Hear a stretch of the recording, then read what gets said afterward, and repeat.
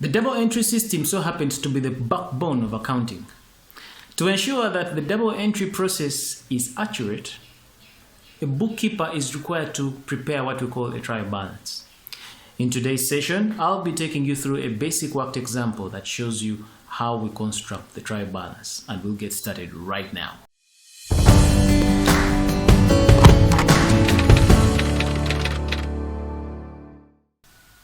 So let's get straight into the question. Like you're able to see on your screen, that's the question we're going to do. This is Nanapots Limited, and we are mandated to prepare a trial balance. We've been given that information you're seeing. It is just a list of ledger accounts, like the narration says, that the following balances are extracted from the books of Nana Enterprises as at 30th November 2020. So we'll get straight away with the solution to this question. So we have the motor vehicle right there. So motor vehicle, the balance that was extracted from the motor vehicle account is $25,700. The unit we're using there is dollars. Motor vehicle is a fixed asset, and all assets have debit balances. So we shall go ahead and write the balance on the debit side of the trial balance. In this case, it's going to be 25,700 like that.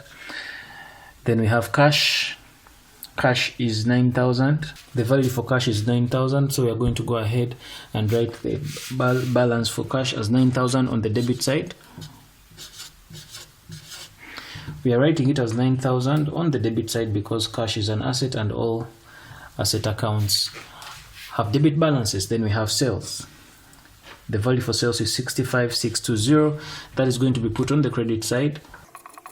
That is 65,620.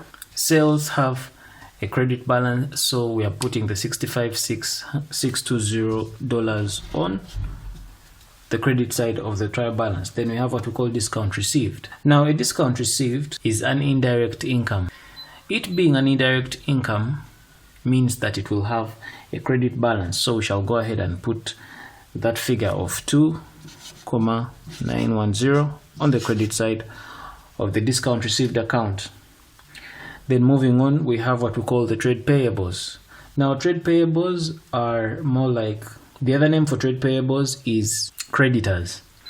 Creditors are people who give us stuff, or we go ahead and get items from them, and we are expected to pay them back later. So these are trade payables, they are creditors, and creditors have a credit balance. This is the liability to the business. Now we have carriage inwards. Carriage inwards is more like transport that is spent on transporting the purchases, or when you are buying stock that you're going to resell. The money you use for transport to bring that stock into your business is what we are calling carriage inwards. Carriage inwards is considered a direct expense or a direct cost, and because of its expense nature, it will be a debit balance. All expense accounts are debit balances, so this is a debit balance. Then we have purchases. Purchases are when you bring things that you're meant to resell. That is, when you buy stuff that you meant to resell, you've made purchases. Now, what purchases does is that it increases the amount of stock in the business, and we know that increases in stock are debited. Stock being an asset, assets have debit balances. It means purchases will also have debit balances. So the value of purchases is posted on the debit side. Then we have returns outwards. Returns outwards is the same as sales returns. Returns outwards means that you bought goods from your suppliers and you're returning them because of one reason or another. Now, let's take note that returns outwards is a reverse of purchases. When you purchase stuff, you're increasing the amount of stock in the business. When you're making returns outwards, you're returning these goods back to your suppliers. It means that the amount of stock in your business is going to reduce. And in other words, returns outwards reverses purchases. So if purchases have a debit balance, it means returns outwards will have the reverse also. It will have a credit balance. So the figure for returns outwards is posted on the credit side. Then we have stock as at 1st December 2019. Now, if this is 1st December 2019, remember we are preparing this This is as at 30th November 2020. So if we are looking at 30th November 2020, it means that stock as at 1st December 2019 is the opening stock.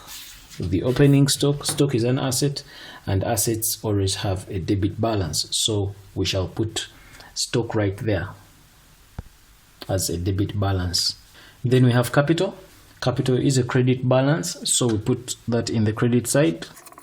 And then finally we have the loan. The loan is a long-term liability, and all liability accounts have a credit balance, so we'll go ahead and put the loan amount on the credit side. So basically that's how our trial balance looks like.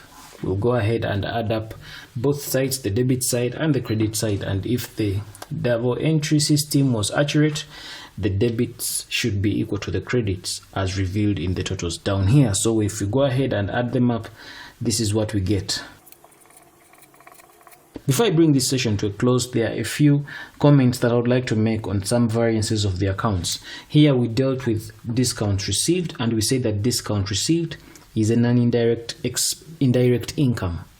That is, you've gone to buy stuff from your suppliers and you pay less than you should. They give you a discount. That is an indirect income, and because it's indirect income, it is a credit balance. However, what about if it is discount allowed? Discount allowed is the reverse of this. When you decide to receive less money than you should because you're giving your customers a discount to induce prompt payment, that is considered an expense, and all expense accounts are debit balances. So meaning that if this is if discount received is a credit balance, it means discount allowed will be a debit balance. Trade payables, we said, are like the other name for trade payables is the creditors. The creditors are a liability to the business, and they definitely have a credit balance. Now, if it is instead trade receivables are debtors to the business. These are assets to the business, and trade receivables have a debit balance. Let's get to carriage inwards. We said here carriage inwards.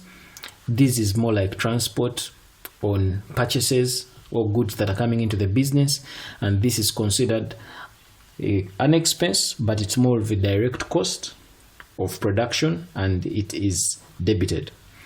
Carriage outwards is also an expense. In other words, it is transport that is incurred by the business to ensure that these goods reach the customers. It is also considered a debit balance. Then I'll talk about returns outwards also. Returns outwards, we say returns outwards is the reverse of purchases. In other words, you're returning goods to your suppliers. And because you're returning goods to your suppliers, if purchases is a debit balance, the reverse of purchases, which is returns outwards, or call it purchase returns, will ultimately be a credit balance.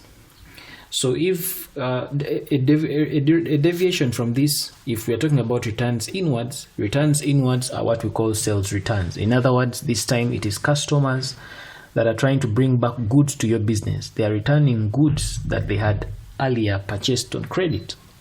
So returns inwards is a reverse of sales. It reverses sales. So meaning if sales have a credit balance, returns inwards will have a debit balance. Of course, in a nutshell, when we are dealing with trial balances, don't forget that all asset accounts have debit balances. All equity accounts have credit balances. All liability accounts have credit balances. All income accounts have credit balances. And all expense accounts have debit balances. In our upcoming session, we are going to do a more detailed worked example. In this more detailed worked example, I will be doing the double entry of a series of transactions. By doing the double entry of this series of transactions means that I'm going to post the transactions to the relevant ledger accounts. After posting to the relevant ledger accounts, we shall balance off these accounts together, and thereafter we will extract the balances from these accounts to create the trial balance. This is what we shall be doing in our upcoming session. Like this video if you like it. Be sure to subscribe. If you've not yet subscribed, check out other awesome accounting lectures on the channel. My name is Arnold Rangakuramia, And this is Kisembo Academy. Take care.